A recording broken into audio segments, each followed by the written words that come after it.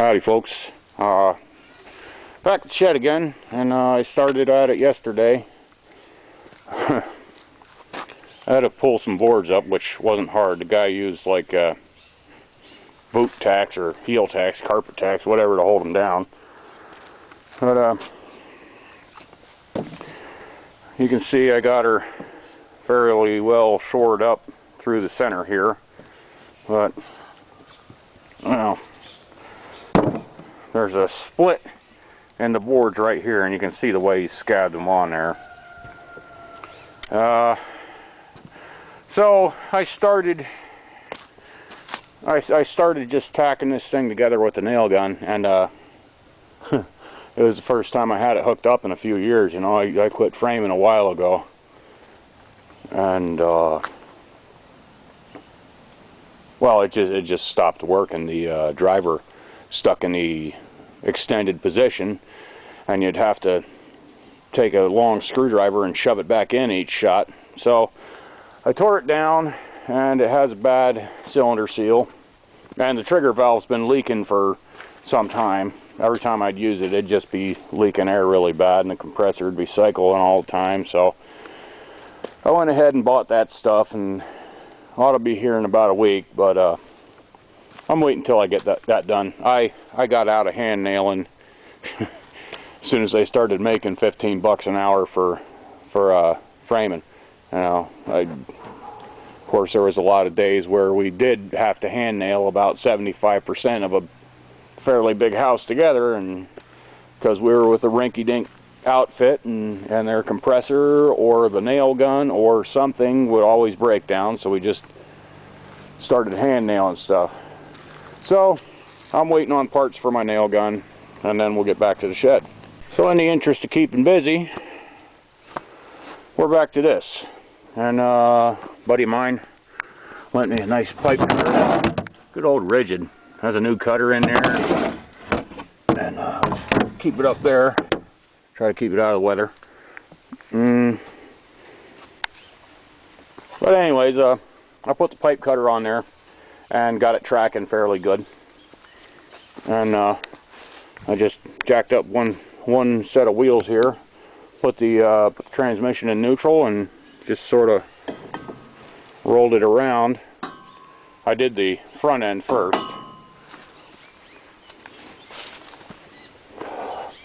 And I was thinking, oh boy, you know, because this clutch hub, boy, this right there, that almost just sits in there just perfectly. I was thinking, wait a minute, I don't need a universal joint on there on that end if I can get that transmission perfect. But am I really going to get that transmission perfect? I mean, that's got to be absolutely dead nuts. And I'm not sure, but I think I might have to find myself another junk clutch around somewhere, because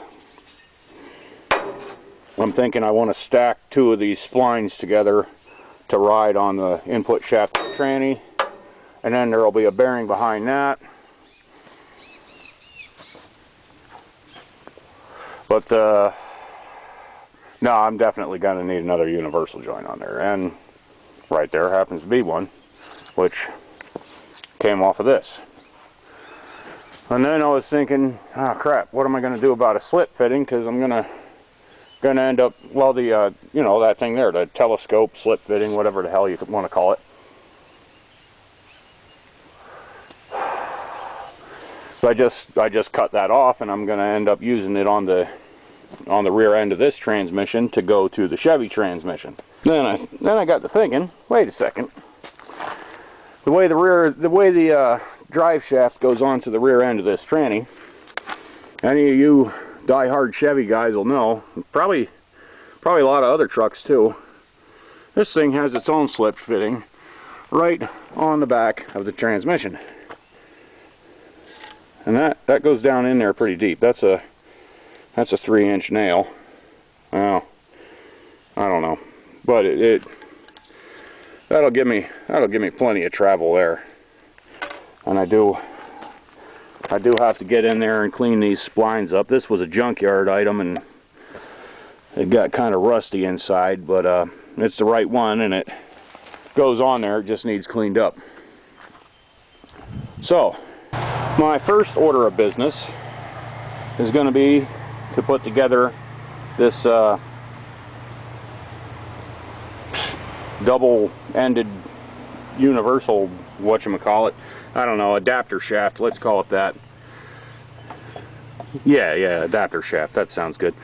I'll take a chunk of steel and turn it to just a thousandth or so over the inside diameter of this here. So it'll sit in there real hard, you know, it'll be a press fit. And it's going to stick out of there just a little bit, and it's also going to press into here. So that is going to hold those two pieces of shaft reasonably parallel and square and level and all that to each other. It's going to hold them in line pretty good. I don't want to just stick them in the vise and butt weld them, because I mean, that pipe cutter does a real good job, but it's not exact dead on, you know. This is going to be shorter still. I mean, this is probably going to be cut off to right about where my thumbnail is, because I want it to be kind of about like that. I want to get the Chevy transmission up there close as I possibly can. And that Chevy transmission is also, it's not going to be running perfectly straight off of there. It'll be down at just a bit of an angle. So when I move this rear end up, it's not going to be such a severe angle on the rear drive shaft and mainly the universal joints.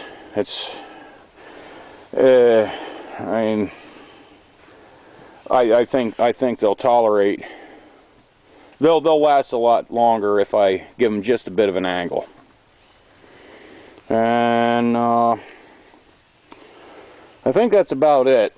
So far, I'm still just mulling things over in my head, thinking where I want to go. I mean, I got a plan. Like I said, first order is to get those two universal joints tied together. Then the next thing, I think, oh boy, well, as much as I'd like to have two of these stacked together, I don't know if I'm going to be able to get it. I mean, one will work, but two would be better. So now I'm just kind of thinking, but this will end up on here. Maybe this will get cut down some, just so it isn't so long. It doesn't give it so much room to whip around. I might get this drilled and tapped for some set screws.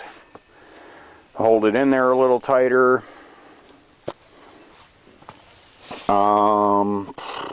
If I can find another junk clutch or two, Chevy 10 spline, I am going to stack a couple of those together and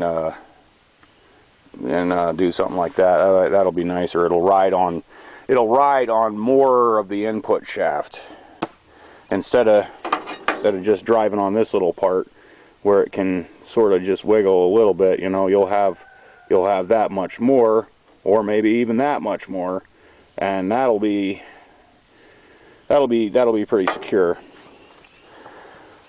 Yeah, I'm just thinking out loud right now, and I figured I'd put some of it on video for posterity, or you can say, hey, you're a freaking idiot, or whatever the hell you want. I don't care if you think I'm an idiot. This is something that I've been wanting to build for a long time. Ever since I heard about Bill Whitaker's tractor, and my grandfather also did this. I don't know if he did the double gear reduction thing or not, but he certainly had an old boy, I don't even know what kind of car it was. It was something old. But I guess lots of farmers did this during the Depression. They'd build their own tractors, and that's something I want to do. I mean, I don't even know if I'll have a use for the damn thing. I might end up building it and getting sick of looking at it and say, hey, somebody come take this thing for $200. I don't know. But it's just something I need to build.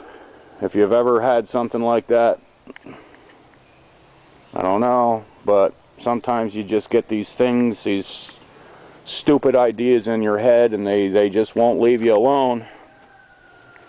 And this has kept me up quite a few nights for years now, and I'm finally getting to do something about it. So I guess that's all for now. Thanks for watching.